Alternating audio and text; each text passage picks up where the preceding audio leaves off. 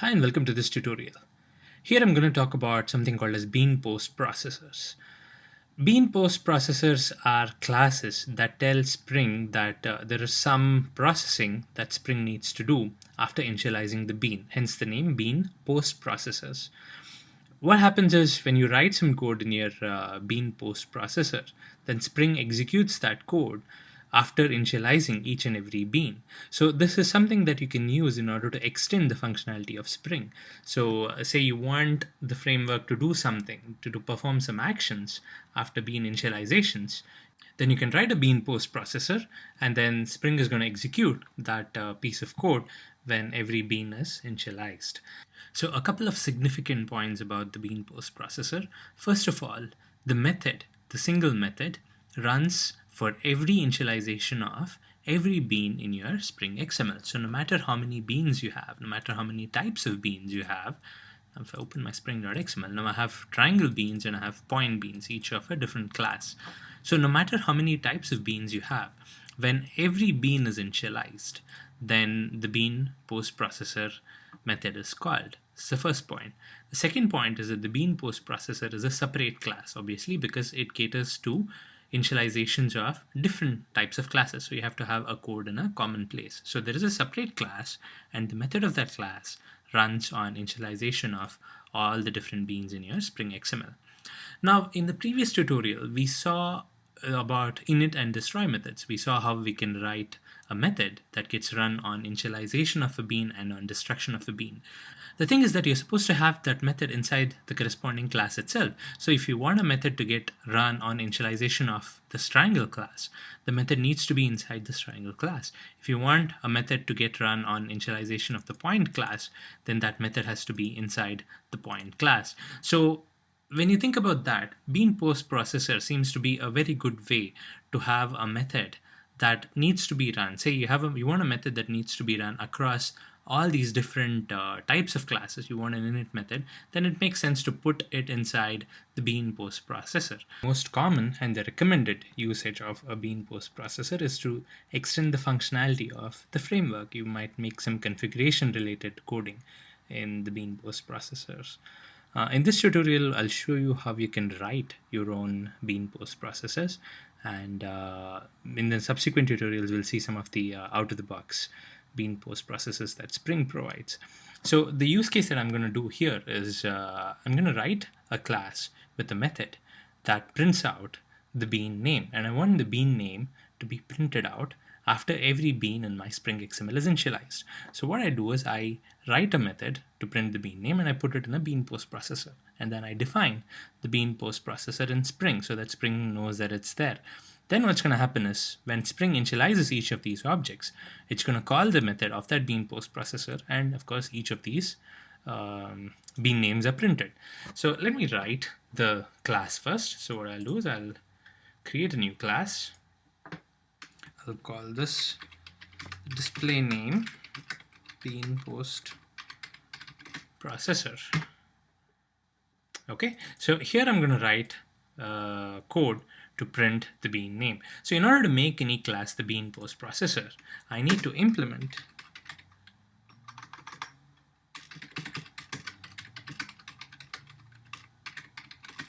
the bean post processor class. Okay. Now this, let me import this first. This is from the beans factory config package. Okay, so when I implement the bean post processor, there are a couple of methods that I'll have to write. So if I add the unimplemented methods, you see here there are two methods that Eclipse comes up with.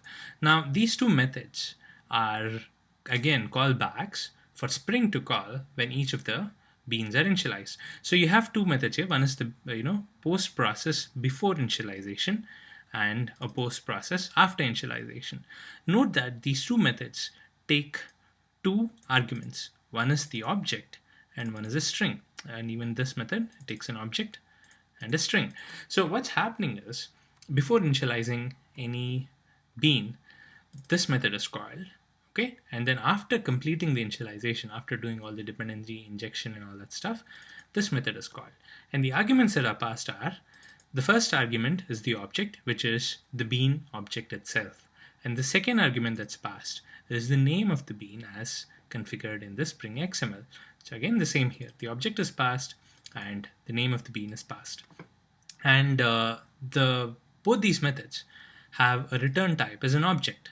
So Spring expects you, if you implement these methods, Spring expects you to return the object back so that it can continue its configuration using the object that you're returning. So what happens is, let's say you're getting an object over here, you need to make sure that you're returning the same object. You might want to make changes to the object. Again, it depends on your configuration needs, but then once you're done with it, you're supposed to return the object back, otherwise you're going to break this flow. So here what I'm going to do is I'm going to implement the post process after initialization, or why not I implement both?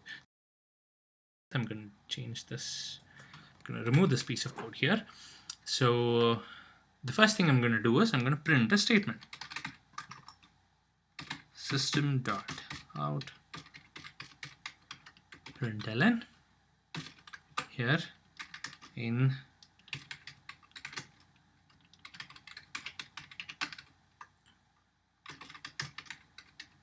before initialization method, bean name is, and I'm going to print out the bean name. Let me name this, right? So this is the actual bean, and the string that we're getting is the bean name. So I'm going to print out this bean name here.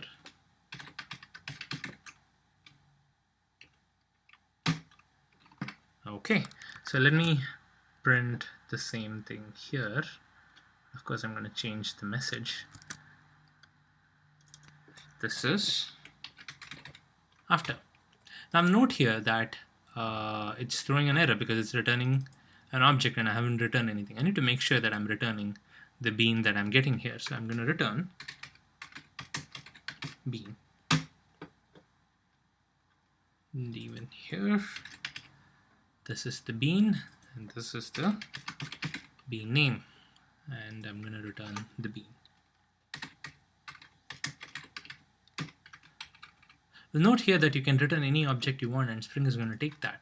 So you have full flexibility here. You can make changes to the object that you're getting. You can return a different object. So all these things are possible. But here in this particular scenario, I'm not making any changes to the bean object itself.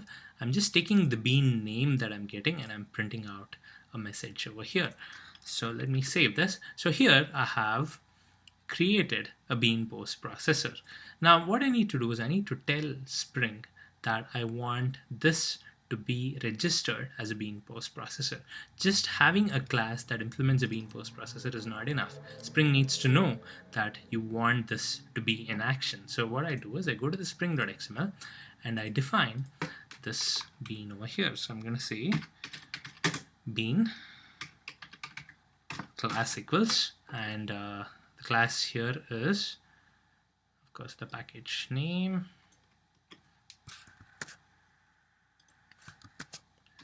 dot display name BeanPostProcessor, and that's it. This is all it takes. Note that I'm not creating an ID here because this class is not referenced in any other class. No class is actually dependent on this class. You wouldn't want to do a get bean of this, and you wouldn't want to have some other class having this as a dependency. So since I don't have a dependency, I'm not giving it an ID, and I'm not doing any configuration as well. I'm just letting Spring know that I have a bean like this here, and rest is automatically deduced by Spring itself. It knows that this class implements BeanPostProcessor and it has these two methods, so it's going to call these two methods. So this is all it takes in order to have a BeanPostProcessor. Now note that I can have any number of such classes like this. So this is just a display name. I can have any other number of classes, and then I can have all of them implement the BeanPostProcessor. And you can even have them implement the ordered interface so that you can have an order property and then you can specify the order in which Spring executes. But in this example, I'm going to keep this simple. I'm just going to have one BeanPostProcessor, and then I have defined both the before initialization and the after initialization methods.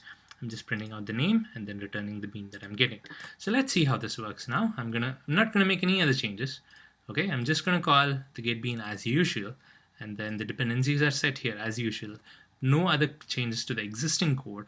I'm just plugging in this new functionality, and then this functionality gets executed before and after initialization of each and every bean here. So if we run this, well, there you go. You can see there is a before initialization of point A, after initialization of point A, before initialization of point B, after of point B, before of C, and after of C. So these are the first set of objects that get initialized. And after that, you can see before initialization of triangle, after initialization of triangle. Of course, we had to have these three initialized first because triangle is dependent on these three objects. So after triangle is initialized, that's when the flow of execution continues. You have point ABC prints. So what's happening here is these two methods are being executed for the initialization of each and every object that you have defined over here. So this is a very handy feature if you want to override some of the default functionalities of Spring, or you want to write your own configurable piece of code that gets executed on each and every bean initialization. Note that there's no destroy here. You cannot have a common class and a common piece of code that gets executed on the destruction of each and every bean. This is for initialization. And again, as I said, this is very helpful if you want to make configuration related code overrides.